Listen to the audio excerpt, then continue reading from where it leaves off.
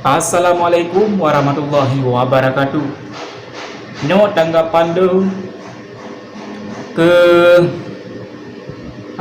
masyarakat Aceh yang kai demo bak kantor DPRA. Demo kan masalah menjelekkan PJ Gubernur Aceh iaitu Marzuki, yan Ahmad Marzuki. Nyo tak kalah berita PJ Gubernur Aceh Ahmad Marzuki lanjutkan perjuangan. Maksud orang Aceh yang demonya kerana muda, orang Tuha, orang inang Tuha dan orang agam Tuha. Bukan cilok apa yang kegaknya, punai juk kegaknya. Sedangkan PJ Ahmad Marzuki nyo, PJ Gubernurnya selama kedua hantam deh bak masyarakat Aceh. Cuma yang deh di Bandar Aceh, mungkinnya awak Bandar Aceh yang dukung-dukungnya. Mungkin atau mungkin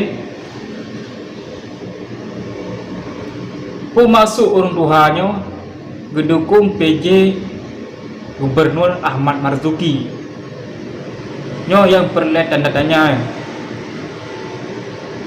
nya pemasuk orangnya, sedangkan orang lain hana ya dukung nya PJ Gubernur Aceh Ahmad Marzuki.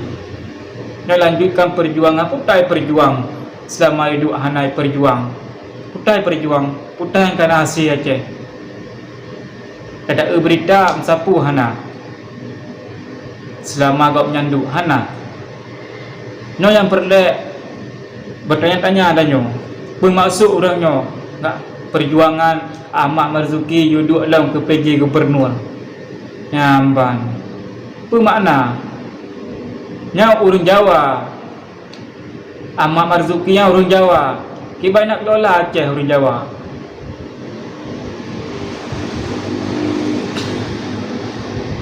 Ki banyak kelola Aceh orang Jawa, je nak semikir le.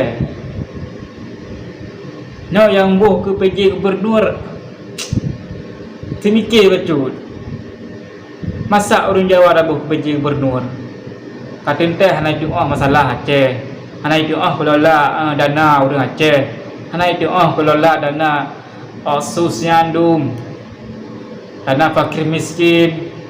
Hoi pergunakan. Allah Rabbi. Nyo uronyo berita melain tak PJ Gubernur ya, PJ Gubernur Ahmad Marzuki lanjutkan perjuanganmu nyampang tulih urung Tuha Aceh aleh puhum aleh kai sogo aleh pu kaju kegampungan hum omot tak ino hana muda ya, orang Tuha tu yang dukung, dukung, ya, mbak. Awak dalam baca status Syakia Merizal menanjit, ya, mbak. Allah